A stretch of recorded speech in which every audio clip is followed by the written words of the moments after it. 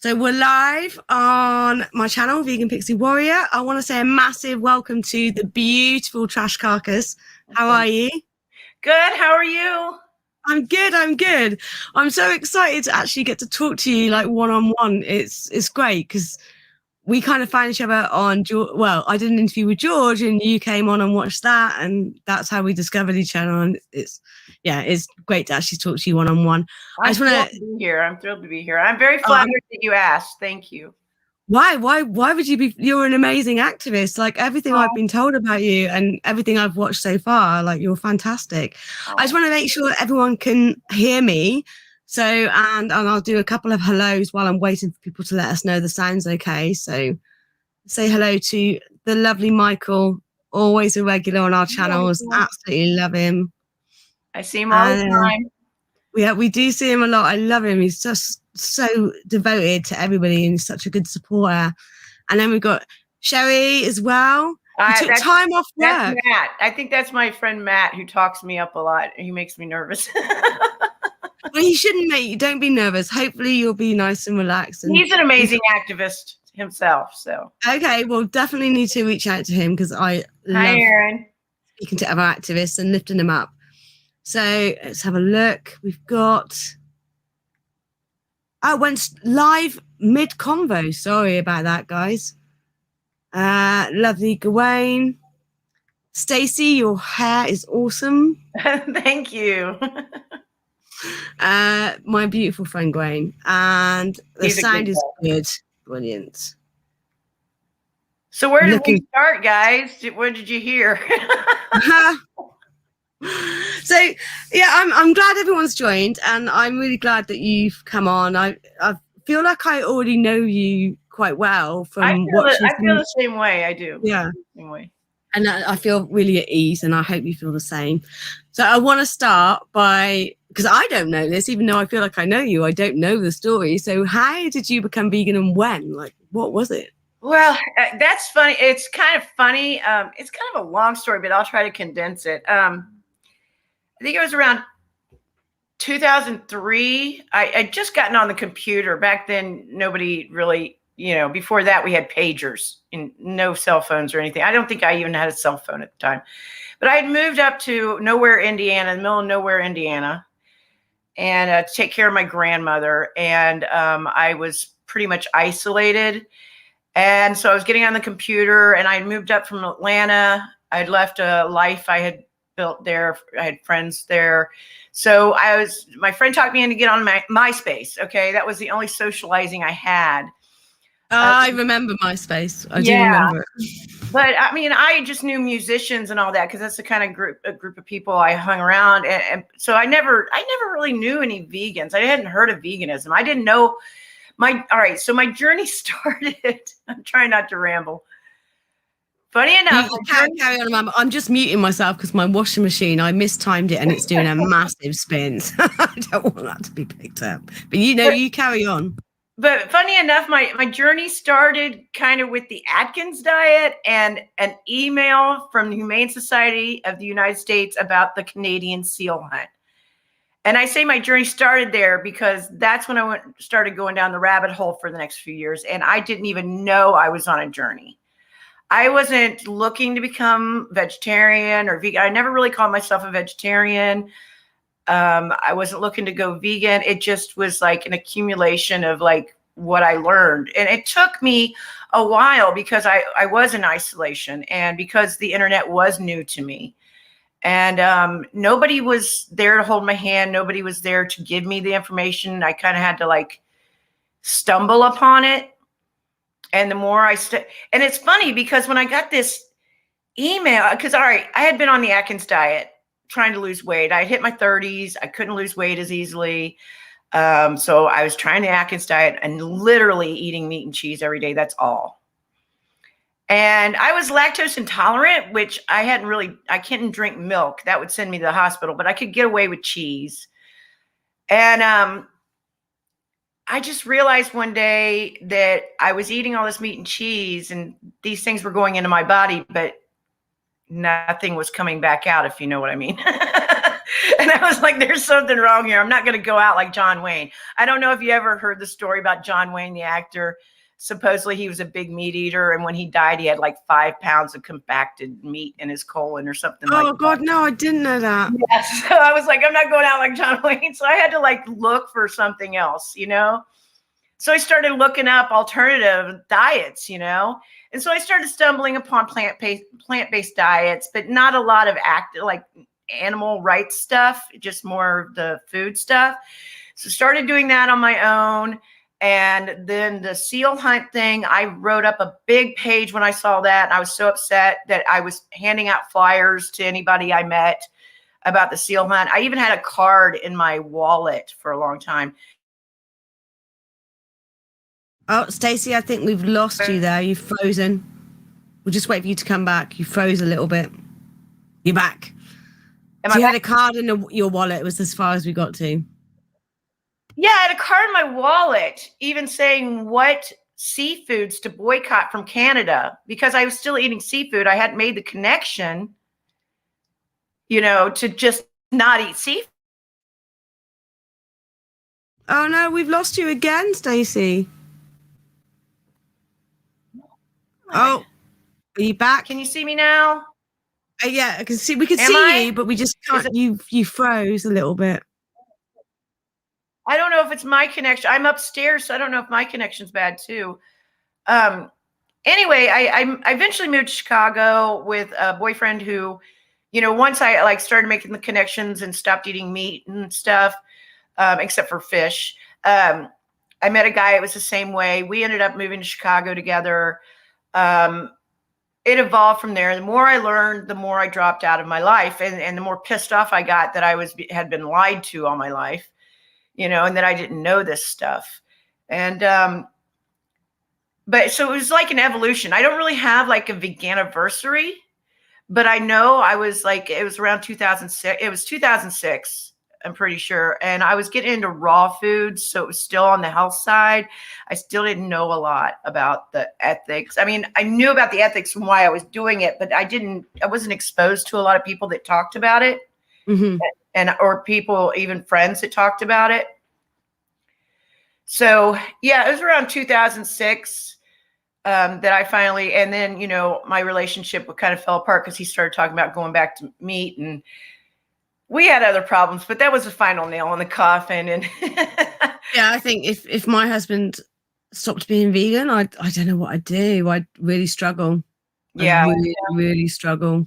That was just, like I said, we had other problems, but that was like kind of the final nail because I was dedicated to this. It was bigger than me. And I knew it was headed somewhere, but I just didn't know where, you know, but I knew I was on a path somewhere. So. And how long did it take you to get active once you became vegan? It took me quite a while. You know, I didn't get active probably until 2016, I think, is when Harambe was shot. Harambe the gorilla in Cincinnati, too, and I'm in Cincinnati, so it's right down the street from me, literally. And so, I mean, I had done other things, like I work with dogs. So my activism, like I did the stuff with the seal hunt, obviously, but I wasn't vegan. And I didn't know I was being an activist. I just had to, when I hear an injustice, I just have to tell people, you know? So I didn't even know I was doing activism. I had seen, you know, I'd seen people like PETA, but I figured they're employed, you know, I figured that's a job that they have. I didn't think that that's just something you do off the streets. You do in your spare time. Yeah, I didn't realize like that's something that people just do on their own, even though I had really been doing it with the seal hunt. And I also, my mom got involved with some stuff that was going on, legal stuff that was going on, local laws that she had against, because she has a bunch of cats, and like they wanted to like prohibit how many animals you could have, which put her in danger. And so she started a page, and we did like a protest at the courthouse, and you know, got involved with like, you know, dog abuse trial, stuff like that, you know? Okay. So I had done that kind of activism, but it wasn't really vegan activism. Like I said, I saw PETA, but I thought those people are paid to do that. They're like employed by them, or, I just didn't know that.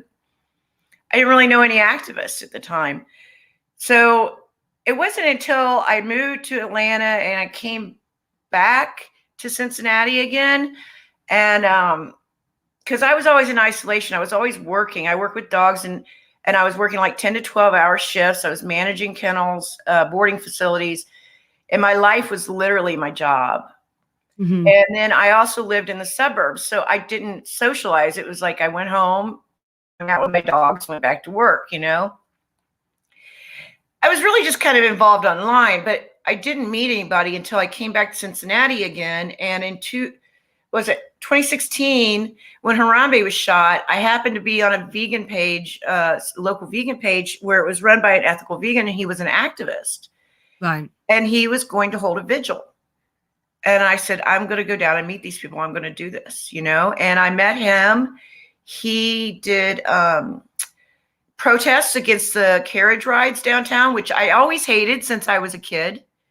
We used to always call them horse killers, but again, I wasn't vegan. I didn't make the connection, but I mean, it makes sense, now.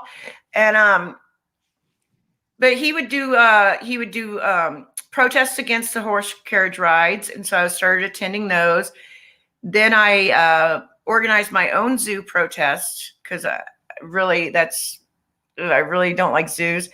And No, I've always been uncomfortable with zoos. It's weird. I've been there with like nieces and nephews over the years, but it's entertained them, and I've never really enjoyed it. And thinking back, then wasn't really. That's the thing. It's like, even I told you I moved to Chicago with that boyfriend, and I remember he and I went to the Chicago Zoo, and I was on my path to going vegan at the time, and I didn't make the connection at the time. But when we were there, I remember thinking how horribly sad it was. Mm. And I was like, I'm not comfortable with this. I don't want to go back. And we even knew a girl that trained the chimpanzees at one of the zoos up there. And she let me go in and actually meet the chimpanzees and the apes one day behind the scenes. And I just remember thinking how sad the experience was. And so, yeah, I did zoo protest. I did the carriage ride protests. Let's see. I started meeting more activists by doing that. And there was a gentleman that came to my zoo protest, and he just happened to be like best friends with one of my clients, who I watched the guy's dog. So he was going to be marching in Pride Parade with Mercy for Animals. So I joined him for that, and I handed out flyers. And then I started doing like humanitarian stuff too, like feeding the homeless. And there was this group I got involved with, which was Random Acts of Kindness, where we would gather like a winter scarves and any kind of clothing, hats, stuff like that. And what you do is you put them in baggies and you tie them up random places around the city, so people can just grab them if they need them. Yeah. And then and I had seen AV online. Oh, I should go back. You're talking about like, I guess I was kind of an armchair activist. Like I was doing it online. Like I think a lot of vegans kind of start out that way. I definitely started out that way. I was just doing online activism, but because I was, like I said, I was in isolation, and like I was watching a lot of YouTube. And I was already vegan when I saw Earthlings. But when I saw Earthlings, I was so upset. I was like bawling my eyes out and screaming at my computer. When I had seen some of that stuff already. I kind of knew some of that stuff, and I was already vegan. But when I saw that, it just made my posts more like really similar thing for me. I went vegan in August 2017, and then me and my husband watched Earthlings. I think it was December. So excuse me, sorry. We've been vegan for a couple of months, and then I watched Land of Hope and Glory, and I was like, oh my God. And then it still took me a while to build up the courage to do something, but my online activism got full on then. I was like, and that's when my brother blocked me from Facebook. Yeah, so that was probably like, that was when I first got on Facebook. That was probably around Yeah, 2009 or something. So I was still stuck in YouTube and Facebook land, as far as my activism, but that definitely emboldened me. I was like, this is urgent. I need to because before that I had just really made posts about music and dogs and stuff like that. But after that I started getting bolder. And then I did run across Gary Yourofsky, and that just made me even bolder. Oh, you froze again, Stacy. Just let me know if everyone can see and hear me still. You froze again a little bit, Stacy. Reloading on my side. Can you see me now? Yeah, I can see you now. Okay. So you got to Gary. Yeah, and it's funny because I'd always seen, I didn't really know many vegetarians. I didn't even know any. I never even heard of veganism before I went vegan, really. But I had known vegetarians, and it was always kind of a hippie thing. That was the idea, was like the only people that are vegetarians are hippies, But when I saw Gary, I was like, this is punk shit, man. I'm going to do, this is punk as fuck, and I was like, hell yeah, I'm going to do that, So I got a lot bolder then, but yeah, it took me a good 10 years after I had been vegan to actually get my butt out on the streets and do something. Yeah. But like I said, I wasn't exposed to anybody until then. But I remember I did see AV on YouTube a couple of times, and I thought, this is really cool what these people are doing. But it didn't occur to me that I could do it. It's like, oh, these people in Australia or Thailand or whatever, they got this little group, and that's really cool. Until one day I saw a post. There was a cube that day, and I was like, I've got to go, oh my God, there's a cube here, and I put on all most of my clothes are black anyway. It was freezing cold out. I had a black coat. So I just bundled up, and I told my roommate, I said, you got to drive me downtown, which is only 5 minutes from us. And, he drove me down there, dropped me off, no computer. I held a sign, and that's how I got involved in the cube. That was their very first cube in Cincinnati. That was January 6th, 2018. Yeah. So yeah, I think my first cube is funny. I went to one in February 2018, and Joey Carbstrong was there, and I didn't enjoy it. I didn't enjoy the whole experience. Because Joey was there was like 100 activists, and it was really busy and really full on, and I just didn't enjoy it at all. It was an odd vibe. And then I didn't do anything again until the September. And September 26th is when I actually classed my first cube retrieve. And it was a completely different atmosphere. There wasn't many activists there. So I suffered with anxiety. So it could have been my anxiety because there were so many people. But that second cube I went to, which I count as my first cube, it was a different organizer, and she was amazing, and she was warm and beautiful. I absolutely love her. Maddie's so beautiful. She's from Charlotte. Is it Charlotte in the States? She's from there. Charlotte, North Carolina? I think so, yeah. I think that's where she's from. And she was just absolutely fantastic. And I was nervous and stood in the cube holding the screen, because someone else's screen, I didn't have one. Yeah. And within about half an hour, I was like, get me out of here. I need to talk to people. And then I bought a tablet purposely just for cubes. That was it. And within 2 months, I was organizer, and it was my gateway into activism, 100%. Yeah, see, that kind of happened to me because Roni, who is she was our organizer. She's as well. She's beautiful, beautiful girl. But right after that, I think the second or third cube that we did, it might have been the second. She was like, Stacy, do you want to become the organizer? Because she had to move. She's moving out west. And I was like, yes, I do. And so that's how I became the organizer. And, I'm really grateful that she gave me that opportunity. Yeah. I just had a couple of ideas of how to get numbers up. And I was like, why don't we do a meet the members post? And then every 2 weeks we do a picture of that person and do a little blurb on them, like what their hobbies are, what their favorite animal is, why they went vegan, why they like to go into the cubes, and it hopefully will draw people in because they feel like they know that person already. And she was like, this is a great idea, Rebecca. Why don't we just get you on board? I've thought about doing that too. And that's because there is one of the organizers in New York. She does little video clips, like interviewing the cubers, and she kind of does that. And I said, that's wonderful that you do that. You know, you get to know the people, make them feel like part of the family, you know, stuff like that. Yeah. And the other thing I used to do, I'm not an organizer for AV anymore. I stepped down in October last year. Yeah. And I had like, George was there. I invited George Martin to come because we were co-organizers for 2 years almost. And he had the most lovely little thing to say about me at the end. It was so touching and unexpected. It was really sweet. He's a good guy. He's a nice guy. You know, I met him at the Week of Truth. The shirt I've got on. I met him in New York in the Week of Truth. And I remember when I walked up and I was signing in the first day I showed up, and I was solo. I was by myself. And the people that I actually, my local people that had gone to it, they had left the day before I showed up. So I really kind of felt alone, but I showed up, said hi to Paul and Asal, signed in. And I was like, can I get a picture, you know? And they were like, sure. And I saw George and I said, I want this legend in the picture too. And he was like, what? Who, me? Who are you? But I had seen his carnism debunked videos and I thought they were awesome. Yeah.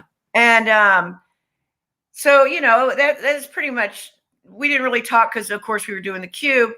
But the next morning I happened to go looking for breakfast on my own, just walking the streets of New York, trying to find a place to eat. I walk into this place that said it had vegan food. And as I sat down, I hear, hey, Stacy. And it was George and a friend of his. I can't remember the guy's name now. I think it started with a K, but I can't remember his name. Real nice guy. But we went and hung out, had a couple beers together before the cube, you know, talked for a while. And it was just like, it was just so nice of him to like kind of, you know, remember me, include me, make me feel, you know, not alone. You know what I mean? I know. Yeah. I've learned so much from him, and I feel honored to have stood with him on the streets. I mean, I know we have different views on a lot of things. We don't agree on everything, but what he does for the animals, it cannot be argued that he does he's an incredible outreacher. Yeah, you know? Incredible outreacher, like fantastic. He does seem to attract the nutters in Bristol, though. He always like. I don't know how he does it, but he does it. Well, I think I attract the nutters too, but maybe that's why I like him. I don't know. Maybe that's what it is. Did you have any blocks stopping you from getting active, apart from not knowing the community? Was there anything else that was stopping you? Like for me, it was my anxiety. That's what stopped me. Well, of course, I get anxiety every single time. It doesn't matter how many cubes I do. I still get anxiety. I have a bit of social anxiety. But once I'm in there and doing it, I always feel like happy that I did it, you know?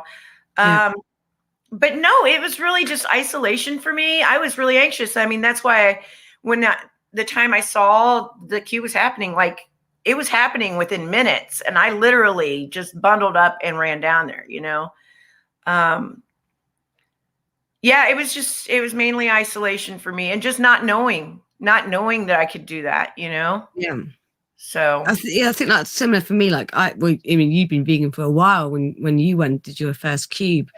And you didn't have I was ready to bust if I didn't have an outlet by that time. Yeah. You know? Well, that's the thing with me is like I got to the point. My husband's got his thing, so like tonight he's playing D&D. That's his thing. Yeah. He plays games and stuff, and he had his social life, and I had nothing. And none of our friends are vegan. None of our family's vegan. And I was like, I'm so lonely. I feel like the only vegan in the village. And I lost my mind. I was like, I need to do something. And I just went and did this cube, and my whole life has just gone. Yeah, that's what happened to me too, you know, because my roommate, you know, I moved back here and I moved in with him. I've known him since I was 17. I've known him like over 30 years. But he's not vegan, you know, and I didn't really, all I know is a bunch of musicians, people who aren't really vegan, you know. So it was a total like whole different world for me to get involved in. But I needed an outlet, and I needed to connect with people that understood that part of me, you know? And yeah, it's totally changed my life. Meeting other activists, you know. It's such it's one thing having like that vegan community and going to like a vegan meetup and vegan drinks and stuff, but it's another thing like being with vegans that are active and that are fighting for the same thing that you are and being as passionate as you are about animal rights and animal liberation and the network and the supporting. Like I've got a friend, Josephine, who it's coming up to our 2-year anniversary of when we first met. And oh, actually, no, is it two? No, it is 2 years, 2019 that we first met, and we met at a vegan fair. And I knew who she was because I'd heard about her on Facebook and things like that. I was like, oh, you Josephine, I'm coming to a vigil, and she runs the vigils in our city. And she was like, yeah, I can pick you up. Where are you living? So I told her where I was living. She was like, she lives 5 minutes down the road from me. It's ridiculous. And I live in quite a big city. It's not as big as London or New York, but it is quite big for the UK. And yeah, she's 5 minutes down the road. And I feel like I've known this woman all my life. Like she's just amazing. She's my vegan mummy and I'm her vegan daughter. She doesn't have any vegan kids and I don't have a vegan mum. So she's just about old enough to be my mother. But yeah, she's beautiful. And all the other friends I've met and leading, like George, obviously being a friend with George has led me on to meeting you, which it's just and I mean, my veganism has like, made me friends like you and George and people in Mexico. I have like a vegan family down in Mexico. It's just wonderful. I don't really ever, that's a great thing about, AV is like, you always kind of have that activist family in most places that you'll go, you can find place to find them, and I just, they become like, the people that come to our cubes regularly, we're like family, Yep, agreed, 100%. Yeah, I had even tried to get involved with, you were talking about meetups. Well, before I ever became an activist, I tried to get involved, like meeting other vegans by going to, it was a raw food demo because I had been into raw foods. And a whole nother story. I'm glad I went down that rabbit hole. I'm glad I came up for air, but I still like raw foods, but the community, I'm glad I'm not drinking my piss. But anyway,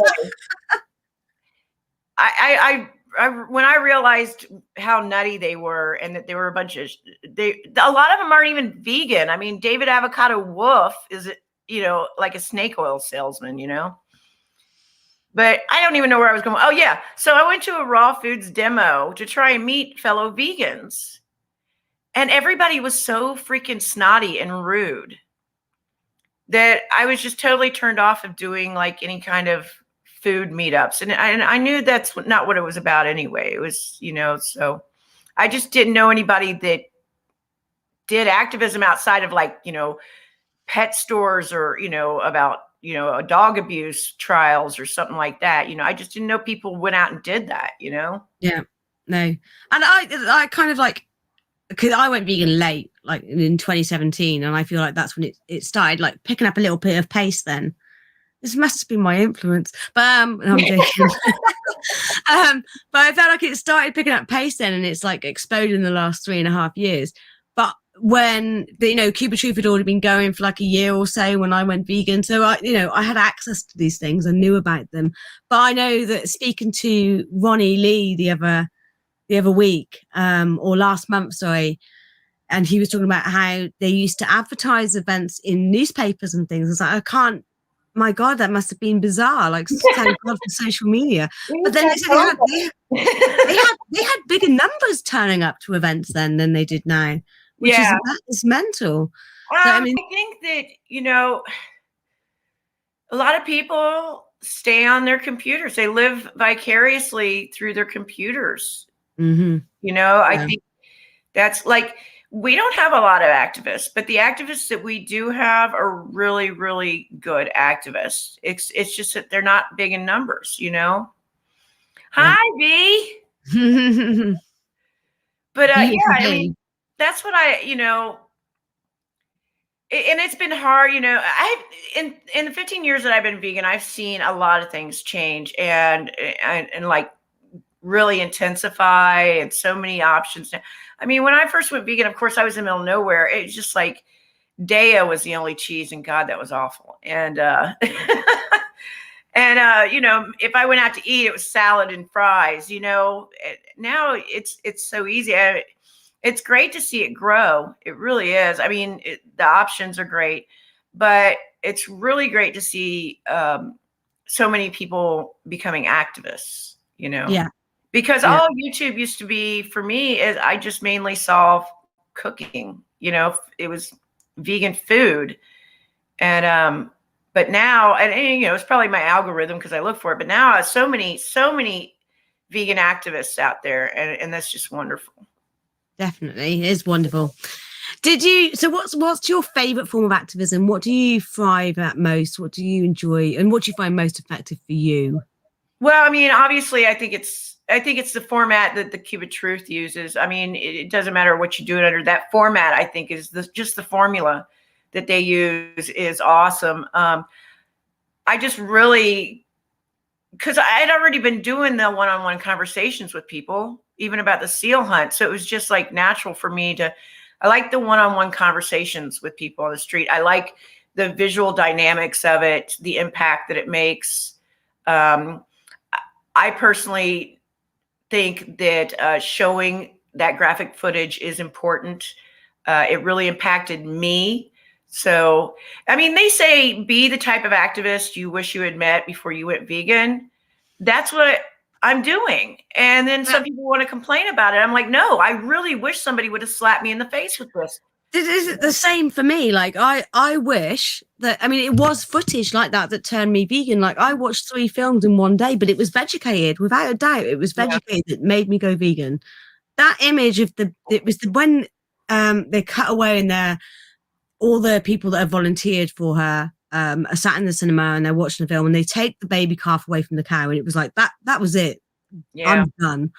And I wish I'd seen a Cube of Truth. And I agree slightly. Be Crazy Vegan, it's a really good point. Like, I'm quite an aggressive, in your face person. That's who I am. I kind of don't think before I speak sometimes, and I'm haphazard and in your face. And my mum always says, "Where's my sweet little princess gone?" I'm like, no, you know what? Life happens and made me hard.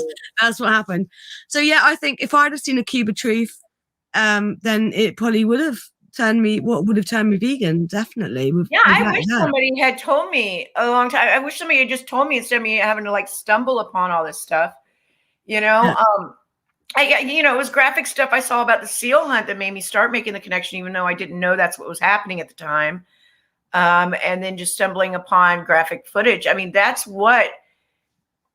Earthlings wasn't out, I don't think, until about a year after I went vegan, but I did watch that. But that's what made me want to become, and that's what made me angry, and what made me want to be more bold in the way I talked about, this situation and the animals. And, it made it more urgent for me. You know what I mean? Yeah, no, I do know exactly what you mean. And I agree with you. It's like, some people don't like Joey's way. Some people don't like Earthling Ed's way. Some people, it doesn't, but there's somebody that is going to be. Yeah. And this is why there's so many different forms of activism, and this is why they're all relevant. So because I tried the flyering. I've done the flyering, handing out flyers. I've done, the marches. I've done, rodeo protests, circus protests, stuff like that. And I've done the carriage protest. And that's all fine and good, but it's not what I'm best at. Or I didn't get the same. Am I freezing? You froze a little bit, but you're back, babe. I wasn't getting the same thing out of it. I didn't feel like I was putting my best in. It just wasn't my style, but I can appreciate that it is somebody else's style. And I think we need all styles. Exactly. And we did an animal rights march in Bristol in 2019. And at that I know of that have contacted me or contacted other people that were involved in the march. We got like 6 or 7 new vegans from that animal rights march. That's awesome. Yeah, a couple of them were involved in the march, and we got 2 vegetarians that turned up. Well, they weren't vegetarian; they were meat eaters. Came to the march and went vegetarian after the march. It's not perfect, but, so I'm happy. So marches work, but I've had people come back to me after a Cube of Truth and gone, "We spoke a couple of months ago. Do you remember me? I've gone vegan now because of what we talked about." And I was like, "Fantastic! That's brilliant." Yeah. So all forms of activism are valid, and you have no idea that what you're doing, whether it is leaflet dropping or stickering or a Cube of Truth, you don't know, and you can't always tell. I've had conversations with people that have been absolutely awful at a Cube of Truth, and I was like, "There's no way they're going to go vegan." They were arrogant. We were just arguing. It was like the energy was the most. Yeah, and then they come back and go, "Rebecca, thank you." So yeah, no, totally. People don't realize it's like you're usually making a harder impact on somebody if you are in disagreement. If they're not just sitting there and going, "Yeah, you're right. Yeah, you're right." Those are probably the people that just kind of walk away, like don't really think about it. The people that you have an intense disagreement with or intense conversation, like where they're getting upset, that's going to stick with them. Yeah. You know, and I mean, I even had a guy who, and before I became an activist, from my posts, he was living in Thailand, I think. And I think that we became Facebook friends because of our mutual interest in a dog group. And, but he started seeing my vegan posts and he wrote me this long message one day and he said, "Stacy, I just want you to know to keep doing what you're doing because you don't know who you're impacting." He said, "I started wondering why you were so angry about this. Your posts are so angry and talking about veganism and the animals and animal rights." He goes, "And I started looking into it because I wanted to prove you wrong. And I'm vegan now." And I was just like, I cried when I got that, But he was like, "So you never know who you're impacting. Just keep doing it." Yeah. And I've lost people on Facebook. I've lost my brother on Facebook. I've lost family members, yeah. Yeah, I've lost old friends. I've, lost friends that I've had for, since I was a baby. There's a friend of mine, I put a post up and it was a picture of the royal family. And it said something about like the royal family is the same as eating meat. It's just not needed. It's not necessary anymore. Something to that effect. Yeah. And she's like, I think Meghan and Harry's baby had just been born. She was like, "How dare you? Like, this is a poor baby. I get that you're vegan and you're angry." And then she just blocked me. I was like, I wasn't slagging off the child. Like, it was just a post saying that the royal family aren't necessary anymore and nor animal products. Like, I have been shocked at some of the people that I have lost and some people who have stood by me have been like the opposite of what I would have thought. And also some of the things that I have lost people over is over some of the most ridiculous of all my posts, Yeah. I like go ahead. I'm sorry. Go ahead. You first. No, you carry on. What were you going to say? I got rid of my best friend from, I knew her since high school. I just got rid of her a few years ago. Her sister, of course, I know her whole family because I've known them since high school. Her sister had a farm and made a post on Facebook about how she was raising a sow for to slaughter. And I went on there and I was like, please consider that this is a betrayal. And I was trying to be nice about it because we were kind of like family. And my best friend comes on there. It's her sister comes on there and says, "I can't wait to meet her." MEAT. I just dropped her right there. She'd been my best friend since I was like 14. I haven't talked to her since. Right. But I just couldn't, that was just rude. It was just rude. And it hurt me a lot. But, I just, you just know.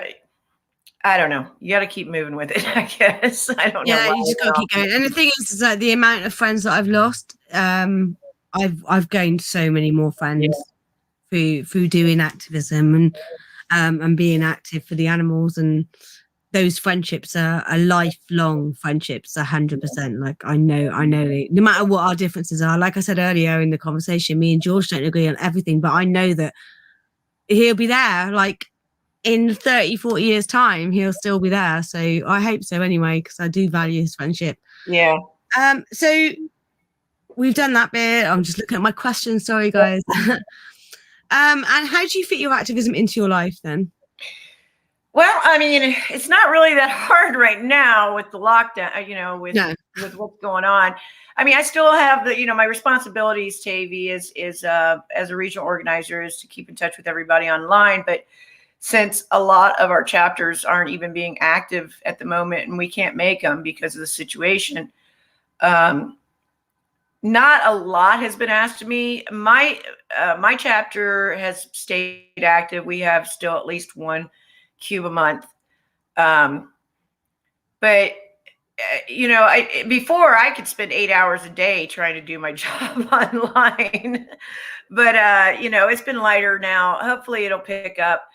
But that's my main form of activism anyway. If there's another like a protest that somebody else puts together or something that I can make it to, I always try to support that. I can't imagine how much work it is being a regional organizer. Just organizing the Bristol chapter was a lot of work. Yeah. We had someone step down just after George had become co-organizer for Bristol, and he'd moved from London. And someone asked what was involved, and I said, like just setting up the posts, setting up the events, and being there for people. And I used to do like welcome posts for all the new members, but I'd get messaged all the time. And George was like, I don't. I was like, oh, I get constantly messaged.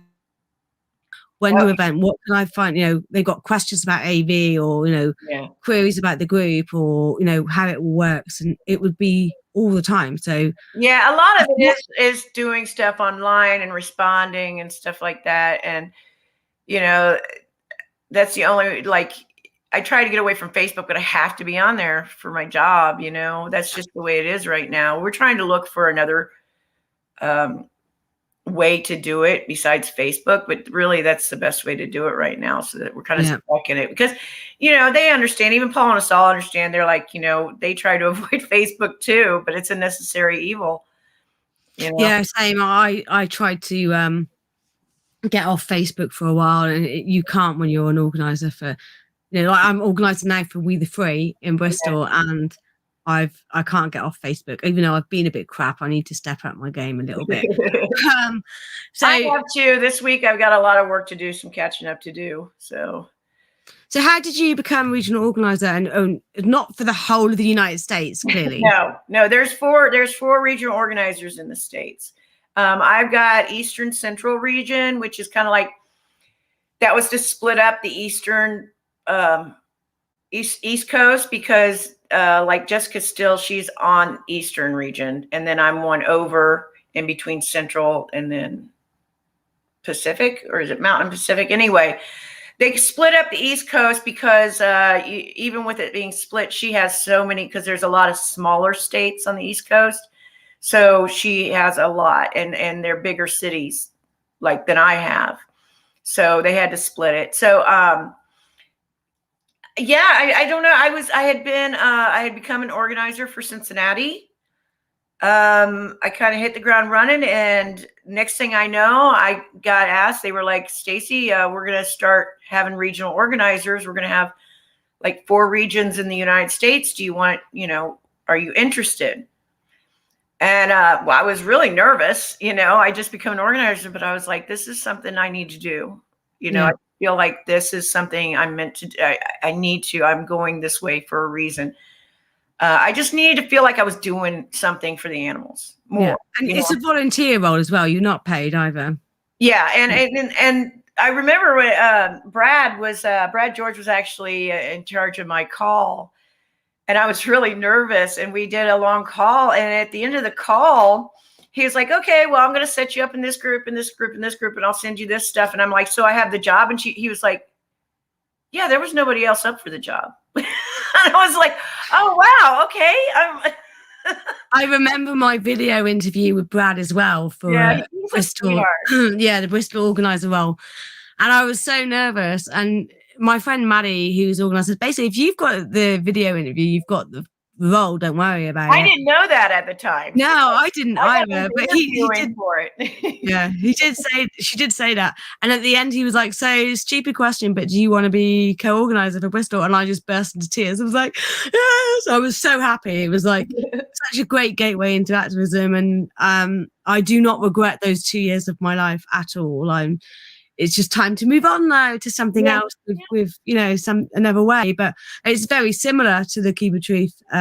We just have an analytics behind it, which is exciting, and that's what I'm excited about. And that's that sounds really cool. What you're doing with that analytics, I'd be really interested in seeing that.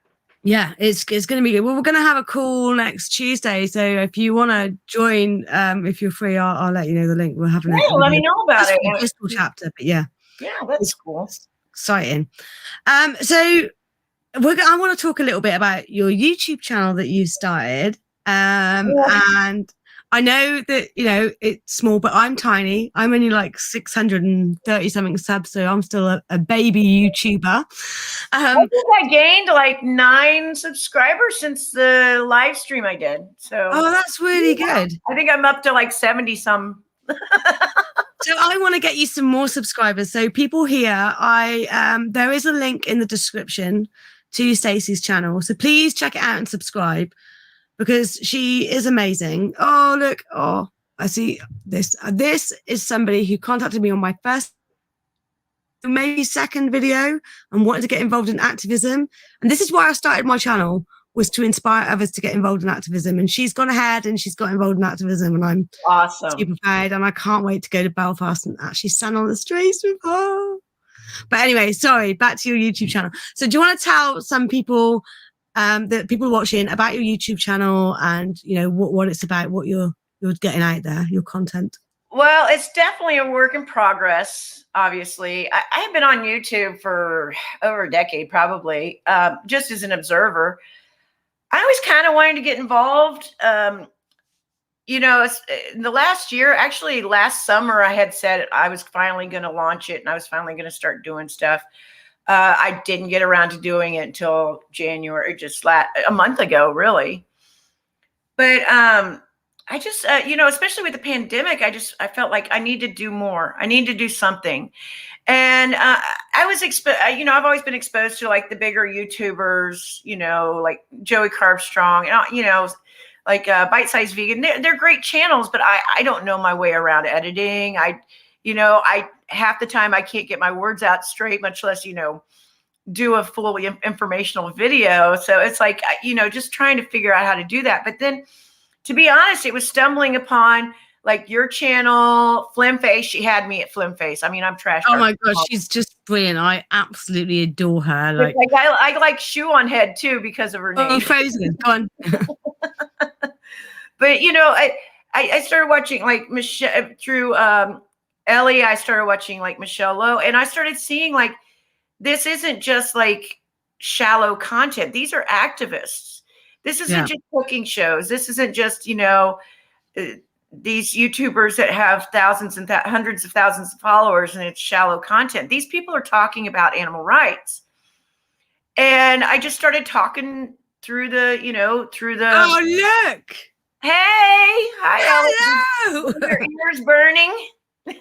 Your ears must have been burning. I see Ellie that I have a crush on her. I told her the other day as well. She better hide if you can camp out. We were just talking about you, Ellie. So you just missed it. Your ears must have been burning. But that was the thing. So I started seeing these smaller channels, but you guys were like a community, and it's like you were actually putting out like real, like good content, like for the animals. It wasn't just shallow stuff, and I just started getting she's hiding. I just started getting involved, and I think Ellie like really helped jumpstart me by like taking on that fundraiser when I said something about it. She like took it on, and that gave me a little confidence, and I was just like I started feeling like, yeah, I want to do my own, I want to contribute my own part, because I would like to interview, activists and like you had that idea too.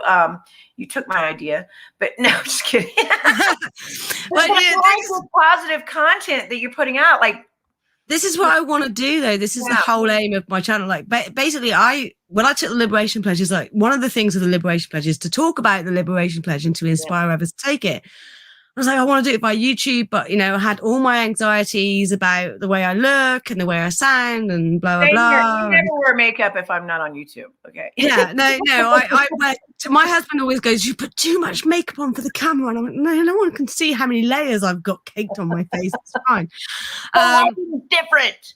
But and then I just thought, I want to inspire more activists. I've been told by other people, like Gawain's on here now, and he's always telling me how much work I've put in and how I've inspired and how I grew the chapter up in Bristol, and other people have told me that they got inspired from activism from seeing my posts and things. Like, I was stood next to Alex Bears at an event in Bristol. He came to visit us.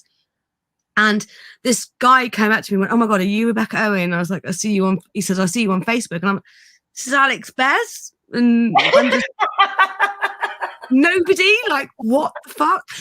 He's like, "Yeah, no, I really want to get out and do activism because of what you said, but I need to get some vegan shoes." And so that's what did it. And then also I see all this infighting and all this slagging off of other activists all the time. Yeah, and that's what I appreciated about, like, when I started watching, like, your channel and like Michelle and Ellie and all these other people, and you guys all know each other, you all support each other, you're in each other's chats. They are having these like 2-hour-long chats, but it's stuff is substance, it's like talking, and we can disagree, and I see that we can disagree with each other but still support each other. Yeah. 100%. And that's what I'm like, yes, that's how we used to be before the days of the internet.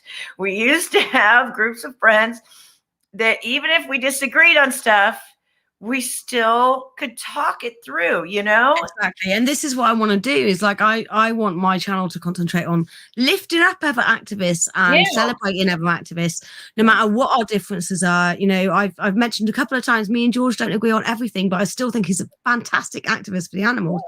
And as far as I'm concerned, as long as you're putting the animals' safety first and you're not putting them in extra danger, I don't care what your views are outside of it. If you bring your views the same way, if you start bringing your views into the animal rights, then I've got a problem, and then I'll tell you to back off. And that's exactly why I don't, that's why I like the Cuban Truth, because it's supposed to be apolitical. It's supposed to be, no politics involved. We don't talk about.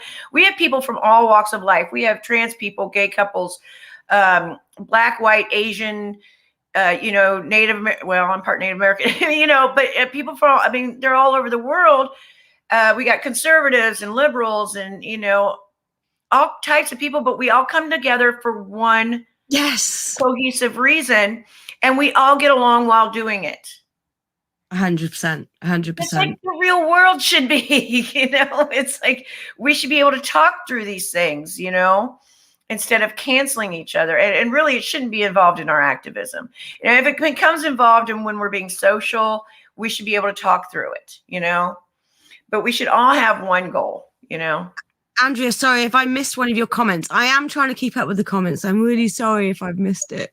I feel bad now. Oh, she's talking to vegan gays, I think. Oh, is she? Yeah, that's what it looks like. She says that. Oh, right, cockwomble. I think they were talking about they had, I don't know, they were talking about something on Roger's stream too. Oh, right, okay. They're continuing that. But it's just like I just, we need to lift each other up, because the animals don't give a crap about our politics. They don't have time for that. We don't have time to do that, fight over that stuff. We could have our little petty arguments, but we really need to make a united stand for the animals, Yeah, definitely. So is your channel going to be similar to that then, talking to other activists and celebrating them? I would like to, actually, that was an idea I had when I thought about starting it. I didn't know I don't know what I'm going to do yet, to be honest with you, because I don't know what I'm good at yet.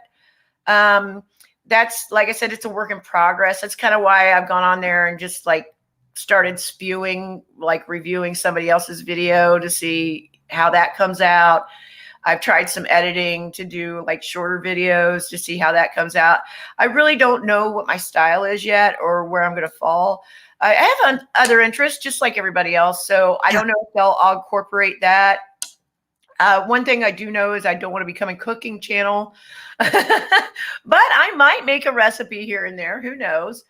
So yeah, I think right now, you know, we're just in the baby stages. Obviously, I just started really putting out content for the last month, and I've got some ideas in the works. It's just a matter of implementing them, or like putting them on film, and it's a lot of effort, man. Even a 10-minute video, depending on what you're talking about, can be a lot of effort.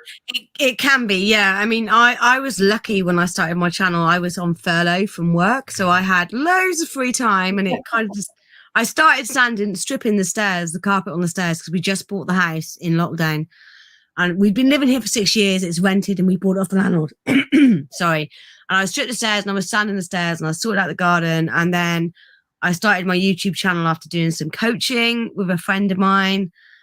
And I taught myself editing through YouTube videos. And I still got a lot to learn. Like, yeah, I'm still learning on that. So, you know, it's in its evolution. So I don't really know I don't know what my niche is yet, or my style is really yet. It's all kind of experimental right now, but you'll find it. I appreciate that people are sticking around to see. No, I loved it. And I loved supporting you on your first stream the other night and watching that as well. And yeah, I enjoy watching your videos. I enjoy listening to you talk as well, because like you were saying earlier about Michelle and Vegan Gays, not so much Grumpy Vegan Grandad, but some other YouTubers, they got some valid things to say. I know Grumpy's not in the chat, so he'll watch it. No, you're giving hard. And that was another thing, you know, a lot of these YouTubers are always like these like young girls, you know. I like seeing real people talk about these things, you know.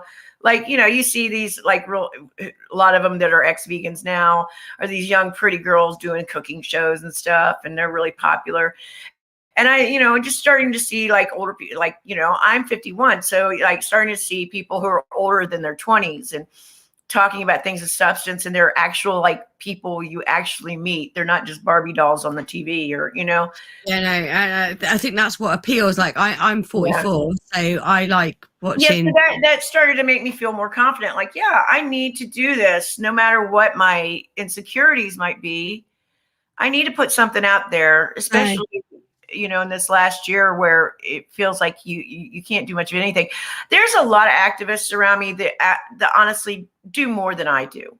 You know, I'm kind of restricted in movement and stuff like that with my job.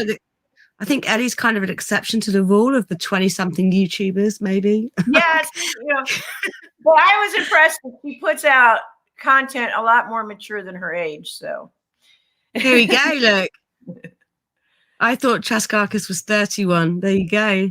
Yes, I'm 31. I mean, I'm 31. No, it's all the makeup. I still feel like I'm in my 20s. I can't believe I'm going to be 45 this year. Like, I feel like I was 25 yesterday. I don't know what happened.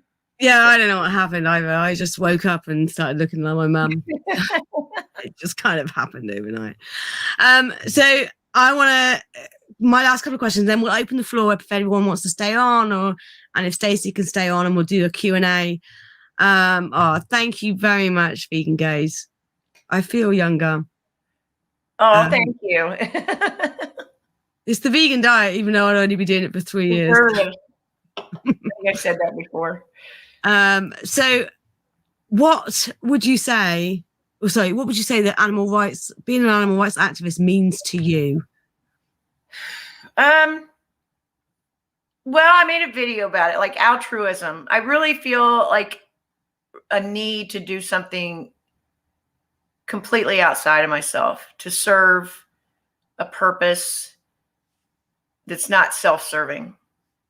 You know, I just feel I feel a need to do that, and I just you know, justice. I've always been against injustice, and this is the worst injustice I think there is. What's happening to the animals, and just to be part of something that's outside myself and bigger than myself, and not just to benefit myself. That's why I feel compelled to do it. My way of serving a purpose in this world, I guess. It's a good answer. A good answer. And what would you say to any of the vegans watching now, which I don't think any of the ones are watching, but hopefully they'll be watching it on replay. Nobody's watching? No. I mean, not to these vegans watching right now, because I think these vegans are all active. But what would you say to vegans out there who are yet to get involved in activism, whether that's a Cube of Truth, DXE, stickering, wearing a jumper or t-shirt? What would you say to encourage and inspire them to get out there and get active? That's one thing about what I appreciate about the Cube of Truth is it doesn't just create vegans, it creates vegan activists. It's definitely a good starting point. Even if you don't stick with AV, they give you all the tools to get your feet wet, to learn about it. You don't even have to talk to people. You can be in the Cube. So we all get nervous, but you don't have to. If you're nervous about talking to someone, you can stand in a cube behind a mask and not talk to anyone and just observe. And if you ever get confident enough and want to step outside, just tell us. And, and just try. You're not going to get good at it until you do it. And we all started somewhere. If you feel more comfortable flyering, doing rodeo protests, whatever, just whatever talent you have, like even if it's cooking, just as long as you're like always you at least mention the animals. I don't care what your talent is or what style you do, but try to remember that it's about the animals. Like it's not a diet. We always need to, like, I like Cheap Lazy Vegan, for example. She has a great cooking show on YouTube, but she talks about the animals, Yeah. So whatever your talents are, whether it be cooking or sewing or artwork or music or like, Queen V, use it. Just use it. Or making jewelry. I was going to show you my fork bracelet. Yeah. I got mine from a place called Times of Change. Oh, nice. Yeah. This is vegan for the animals. I got mine from I think she's based in the States somewhere, and I got it from there. I'm not sure where mine's based at, but yeah, I mean, whatever your strengths are, just, use it somehow, just try it out. You'll be happy that you did, That's the most important part is you got to be active. You really got to be active for the animals. Got to do something. Yeah. It's a non-action. I've got a video going up. I think it's this week with Peace with Reese. And he says something very poignant about being active and not being active. So that's going up on Thursday. Good Evening Gazer's favorite person in the world. So I'm going to open the floor up to the questions of everyone. If you've got time to stay on for a bit, Stacey, or have you got to rush off? Sure. So it's not really, here we go. So not so much of a question. Isn't what she does. Thank you. And of course, my good friend Pixie. Oh, thank you. That was great. Loved it. Oh, thanks, mate. My little brother. Has anyone else got? Oh, I gave up making my forks, bracelets, and these utensils to eat. Brilliant. Peace with Reese is smelly. There's something wrong with him. There is something wrong with him. He's funny. I think he's funny. He is funny. Though I didn't watch his latest video all the way through. I watched the first few bits and I got bored, so I stopped watching it. Which one was it? How to make milk, plant milks. I don't think I've seen that one. Oh my God, it's really good. So he starts off with, just watch it all the way through. I'm not going to ruin it. Watch it all the way through. I'm sorry, but his Cadbury egg one was brilliant. Yeah, the Cadbury egg one was really good. Brilliant. And he's storming it. Like he's only had his channel up since I think November or something, and he's stomping it with his views. So he's doing really well. I can't wait to get back out on the streets and yeah, I've got a remote mic that I got through a donation from somebody gave me money to buy it, which was really sweet of them. So, and I'm going to get some table banners and do some street activism when we're allowed. Yeah, like I said, we've still been doing at least 1 cube a month. So, that's something. We used to do do more. Like we have my organizer from Dayton, she comes down and supports us. And I always feel bad when I don't make it to her cubes. And this last time was because my car's light, the maintenance light kept flashing. And I was like, I can't make the drive up there. And I felt so bad because she had just been down for our anniversary cube, and she does so much. So I don't know when that girl sleeps. It was Bristol's 4-year anniversary cube last month. It would have been. It was our 3-year this month. January, yeah. Yeah. And then we used to have 4 a month. So we have a Saturday day, a Sunday day, a Wednesday night, and a Friday night. And George always hated the Wednesday night ones. But the reason I did them that many was because when I took over as organizer, I asked what was stopping people that were members, because we had over 600 members, but 20 people turning up. Yeah. Like, what's stopping you from coming? And they were like, oh, there's not enough time to plan. So I had them all up, and like the first week of the month, they'd be up for next month's. So they have plenty of time. And it's like, I can't do Saturdays, I can't do Sundays. It's like, well, okay, so if I whack some evening ones in there, then it gives people. Yeah, I was gonna do that this last year. I was gonna start implementing that, where we were doing like 1 weekday cube per month, and then doing like a Friday, Saturday. Yeah, doing like 4 cubes a month, Friday, Saturday, Sunday, and 1 weekday, so that people can make it at least one of them. Thank you, Satan Inside, and I love you. No, it doesn't happen anymore. They stopped it a couple of years ago. They did definitely stop it. I think it moved to London, maybe, or something. Wayne's got a question. Trashcarcass, got this really interesting thought experiment. You're on an island and you're talking. There's a talking plant and a pig. Like, Wayne's vegan, can I just say? A talking plant. That's pretty interesting. Where did I hear that the other day? I heard it on, someone said about talking plant. I think I heard that too. It was on somebody's stream, wasn't it? It was on someone's stream. Yeah. Was it on Vegan Gaze last night? Maybe. No. I can't remember who I was watching. You're very, very funny. Has anyone else got any questions at all for Stacy? Anybody? I'm going to get Stacy back on for another pre-recorded interview, because I want to talk about the Liberation Pledge with her, because I'm running out of people to talk to. There's a few I need to book in and sort out. Because the whole plan was to talk about my experience of different experiences when I've done the pledge and when I've been out with friends and family and how it went down and stuff. But obviously we've been in lockdown for the last year. So the only times when lockdown got lifted back in July of last year, I was going out and eating again, but it was only after cube. So I was only eating with vegans. So yeah. What would you like to discuss on your channel? That's a really good question. That's a good question. Like I said, I really don't know what I have a lot of thoughts in my head, and this is what drives me crazy. I'll be honest with you. I'll have an idea for a video, and before I can even start to put it together, somebody else puts out a video on it. That doesn't matter. That happens all the time. Like, just don't tell Grumpy Vegan Granddad your ideas, because he'll steal them. He steals all of our vegans. I do have a lot of ideas. It's a matter of getting. See, this is also kind of an experiment in getting. It's an exercise in getting my thoughts out. I'm not going to cry when I talk about this. I swear, I'm not going to cry. My baby boy passed away in October. He was the light of my life, 13 years of my life. He died 3 days after his 15th birthday. That was devastating to me. I went in deep suicidal depression. I've since been seeing a therapist, and, she wants me to do these exercises because my identity was very tied up with him.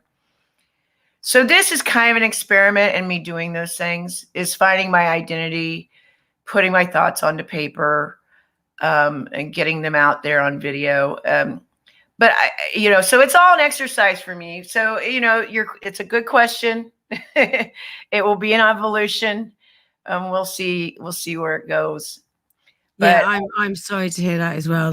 That's got that is actually the first time I've been able to say that much about it without bawling my eyes out. So I'm kind of proud of myself right now. Well, I'm proud of you, and there's a lot. I haven't known you very long, and there's a lot of love in the room coming to you right now.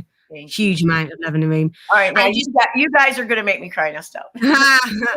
So that I'm not going to. There's another comment as well, but I'm not going to put that out because I don't want you to cry.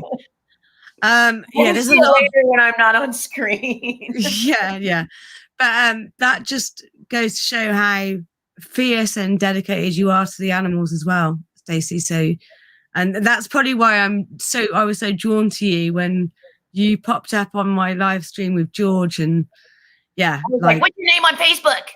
I was like, I'm not giving my surname out on YouTube. I want to be your friend. I definitely want to be your friend, and I've got family in Seattle, so I need to get over to the States, and I haven't been. That's on the other side of the country. No, I know that, but I still know. What you'll have to do is go down to Mexico the same time I do. Yes, I've never been to Mexico. I want to go to Mexico. I want to go to Fairmont, Indiana on James Dean's anniversary, because they have like a festival for James Dean. How come I don't know? That's where I was born in Indiana. How come I don't know about that? Yeah, they have when I was younger, they used to have they still have it now, but they have a James Dean lookalike competition. And my dream when I was like in my 20s was to go and not necessarily the guy that won the competition, but the one that I thought looked most like James Dean and go on a date with him. But yeah, no, I'd love to. I saw a question pop up. Here we go. Oh, where's it gone? Where's it gone? They're so quick. Is this one of them conversations I've heard so much about? It wasn't a question. Oh, right. Oh, you heard about my... this is one of Vegan Gaze's little followers, isn't it? Little followers. Sorry, I'm going to offend him now. I've seen it before. What do we have here? What we have here is we're coming to the end of an hour-long stream. We're talking about... It went by fast, actually. You're easy to talk to. They do. Oh, my God. You're a good interviewer. You're easy to talk to. I love James Dean. I would have been him as a kid. Lol. What do you mean? Oh, I don't know what you mean by that. But yeah, no, James Dean is I've got his name. Maybe they mean they would have been a rebel like him. A rebel like him, yeah. I have his name tattooed on my head. And my mum absolutely loved James Dean. And she used to watch Rebel Without a Cause all the time, and I didn't get it. I was like, no, don't get it. And I walked in, and she was watching Rebel Without a Cause for about the millionth time. And he was handing the mirror back to I've forgotten her name now. I had her name in my head now. Natalie Wood, was it Natalie Wood? Yeah, Natalie Wood.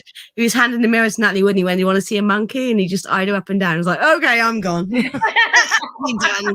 I'm fine. So, have we got any more questions for Stacy about activism or anything you want to know? We have beans on this channel, but you're welcome to say salad. But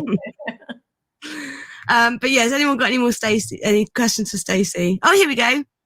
Okay. How does it make you feel when vegans do not want to show their involvement in doing activism? Good question. Not want to show their involvement in doing activism? Very frustrated. You know that. Matt, I'm pretty sure this is Matt.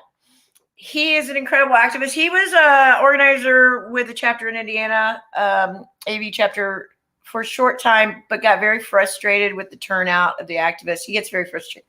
And I understand his frustration, but he does incredible tailgate activism is what he calls it, where he basically does a cube without the cube. He has TVs hooked up on the back of his truck, and he talks to people. So he's a very passionate activist, and he gets very frustrated with others. I'm going to have to get him on my channel then. That's the kind of activist I definitely want to talk to. But I understand his frustration. I get very frustrated too, Yeah, the animals need us. You get you get thousands of subscribers to the local vegan groups, and all they do is talk about food, but nobody will go out and or share actual animal rights posts or go out to to an activism event. It's very frustrating. It is very frustrating. So Cherry Cordial, if you are, what did you say his name was again? Sorry. I think that's Tofu Matt. I think Tofu Matt. Yeah. So you want to check out my video on why I'm angry at activists, and it came out. Actually, I think he did see your video. I posted it on my Facebook. I think he watched it. Pissed a lot of people off, but I really don't care. That was the aim. That was the aim. I wanted to piss people off. No, I love it.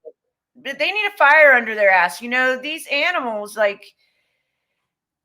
there's a reason.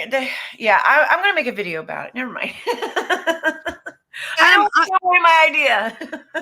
I get it.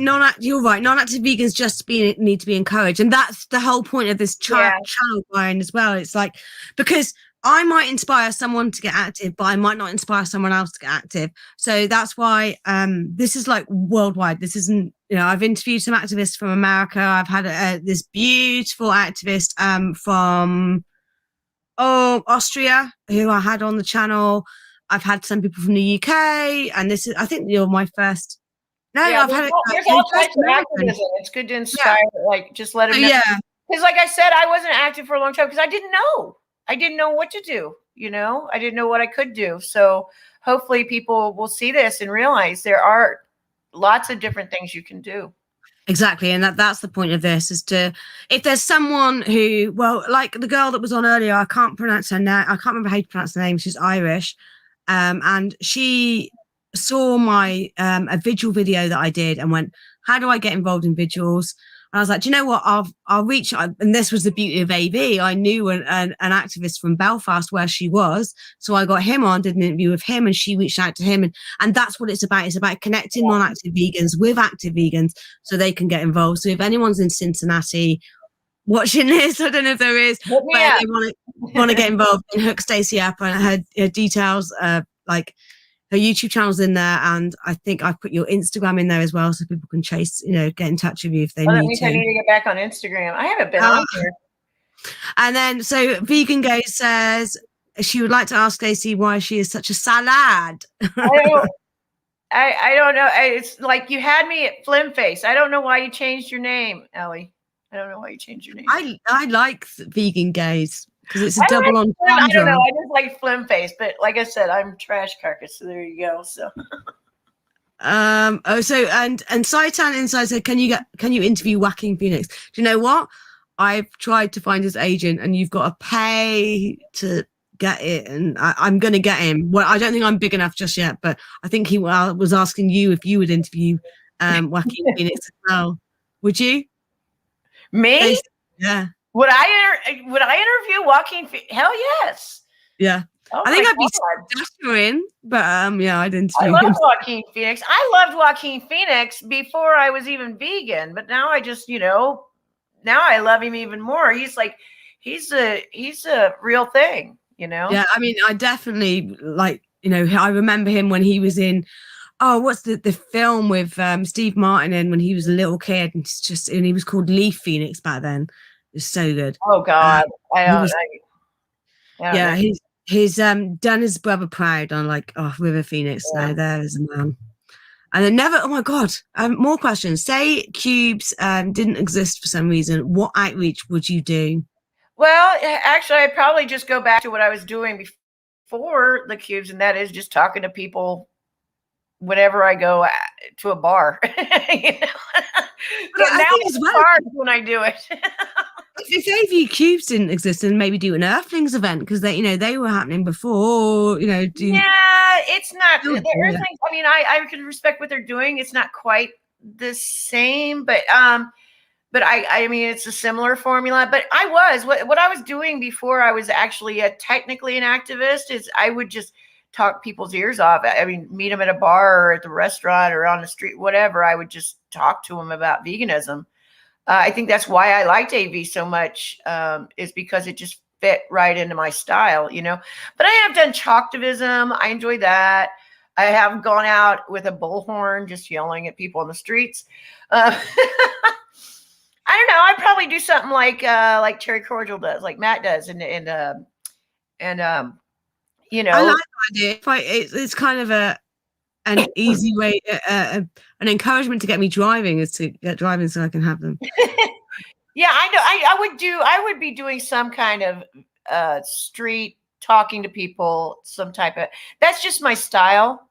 So I just like the one-on-one conversations. I talk to people sitting next to me at restaurants, and hand them AV cards.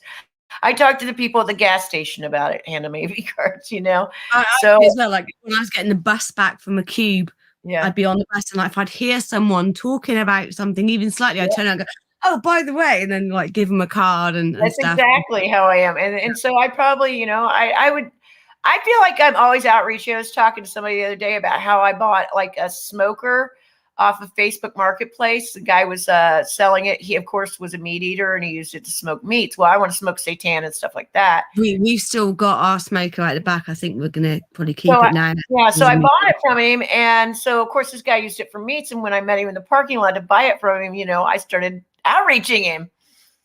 And he was really interested in what I had to say. And I gave him a card. I was like, always be outreaching. Always be outreaching.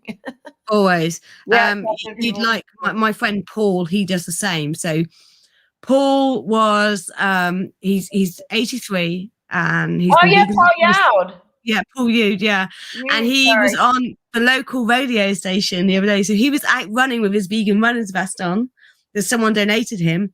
And this woman stopped and they talked for a bit. Anyway, he went on the local BBC radio station for Somerset, whatever it was.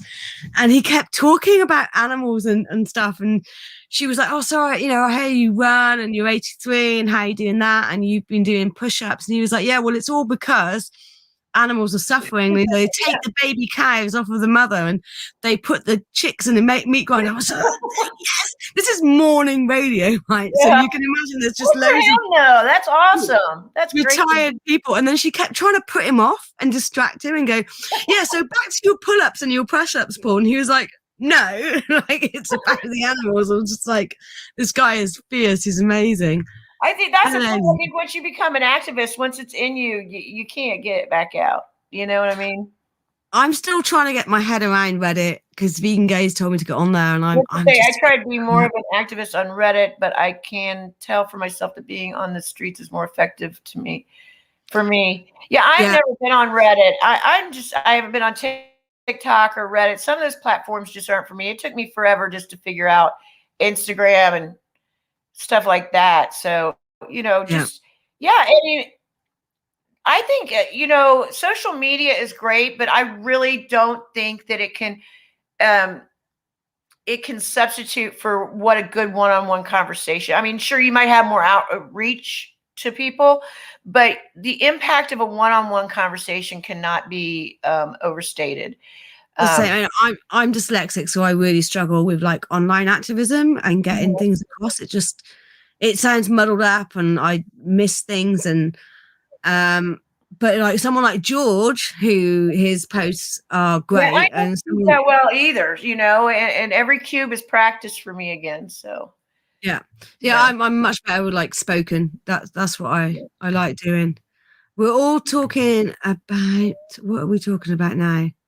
I could watch her movies even if they suck. Okay, they're talking. I think her and Vegan Gays are talking. I don't know. I don't see Audrey Hepburn, I think it was. Has anyone else got any more questions at all for Stacy? Yeah, Audrey Hepburn. There was a program on, I think, BBC recently, Vegan Gays, about her life and things and stuff, what she was like before. So might be worth checking it out. I can't remember what it was on. It's got some rare footage on there as well.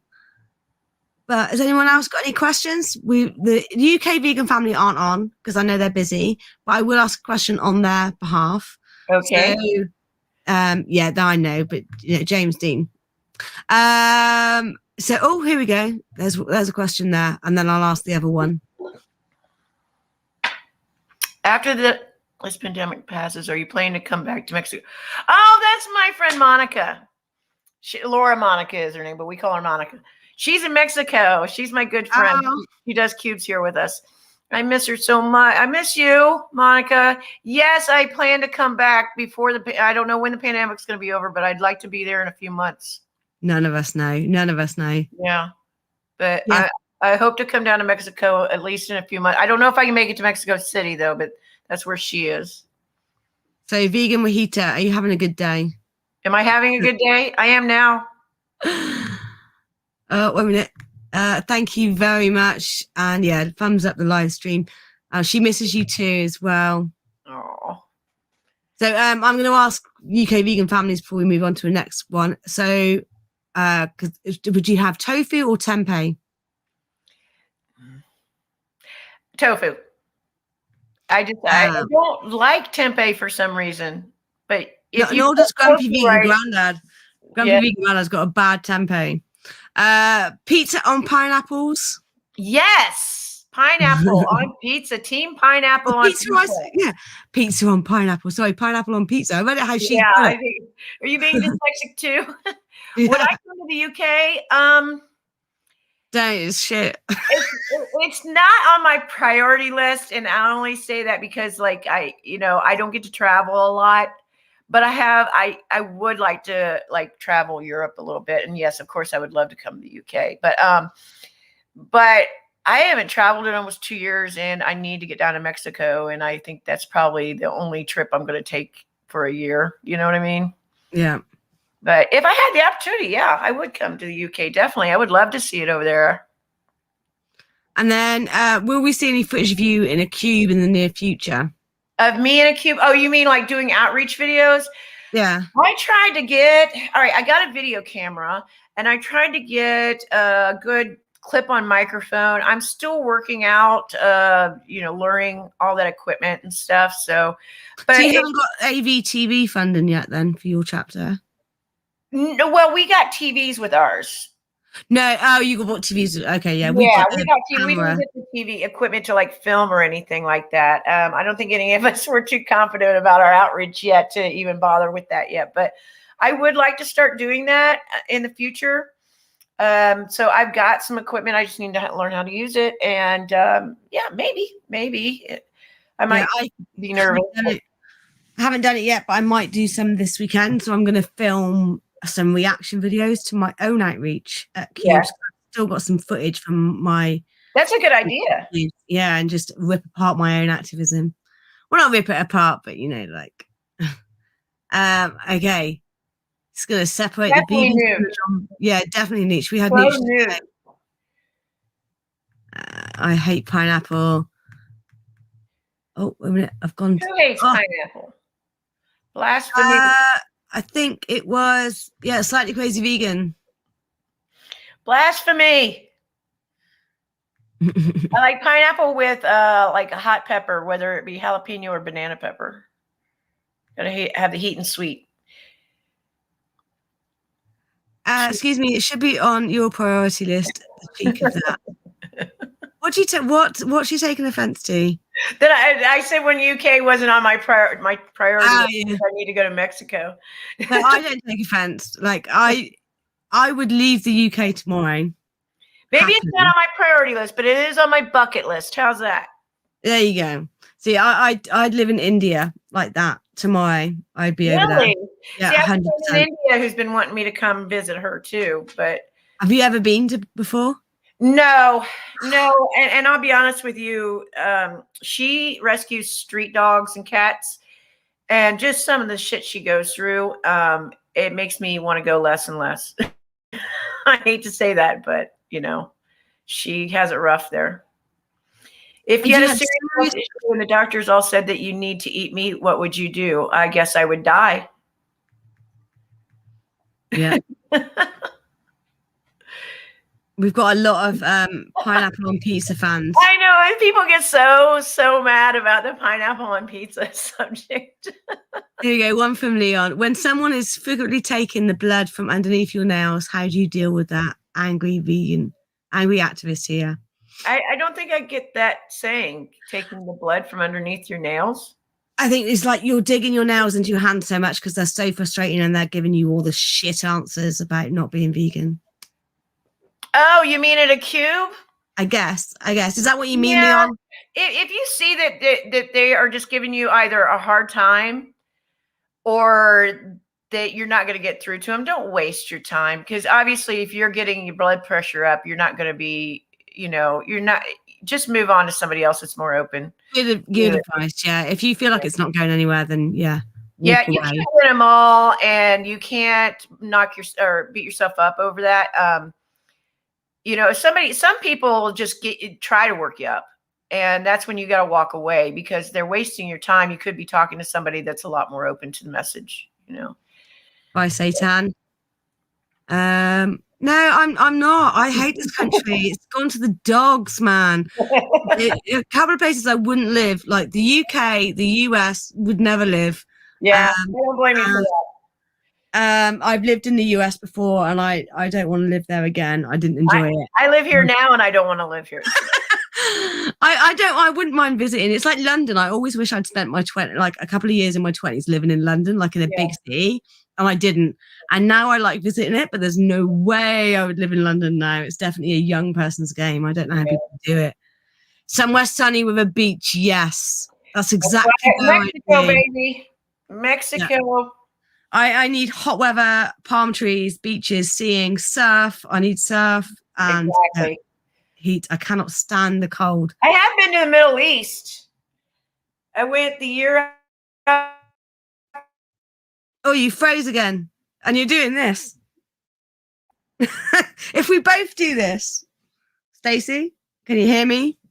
I think I've lost her. I think we've lost Stacy. Oh, I can hear you again. Oh, you're back. Can you hear me? You're just like this. I don't know. I think I was saying I've been to the Middle East. I went there like the year after 9/11. I went there for like 2 weeks. I got a lot of. Oh no, you've gone again. To the Middle East on my own after. So yeah, I got that you were in the Middle East. Tell me when I'm back. Yeah, almost. Yeah, I can see you waving. Okay, you see me? I've had so much fun today. My face is actually hurting from smiling so much. Oh, she's frozen again. Stop freezing. Where have you been? Love that freeze. That freeze was good. Hey, we'll just do it again. I'll wait for her to come back and I'll freeze like this so it looks like we're both in. Let's all do the freeze. Ready? 1, 2, 3. I hope I can just see everyone at home doing that. Yeah, it keeps going and coming. I think what we'll do is we'll end it now. I just want to say a massive thank you to everybody. Don't forget to subscribe to Stacy's channel. The link is in the description. Check her out. Share this video around for people in the States to get in contact with her if they want to get involved in activism or. Oh, Roger Yates. Hello, Roger. We're just going. And yeah, I'm Easy Vegan has got a premiere in 10 minutes. So please check that out as well. He's doing another video and make sure you subscribe to him also. I can see you now. You got your thumbs up. Okay. I didn't know if I was still on there with you or not. Now you're still here with me. So head over. Okay. Go on. No, you first. No, I just want to say thank you, everybody, before I freeze again. But yeah, massive thank you. And like, all the love in the world to you, Stacey, and I'm so glad that we've connected and found each other. And I'm thankful to YouTube because otherwise we probably wouldn't have found each other for a while. So thanks for coming on. Yeah, everyone sub to my channel. Oh, you're more than welcome. Thanks, guys, and we'll see you later, Beans. Next video is out on Thursday, and my next live stream is the first Monday of February. That's the only live streams I'm doing from now on is one a month. Take care. Bye. Bye, guys. Bye, Beans.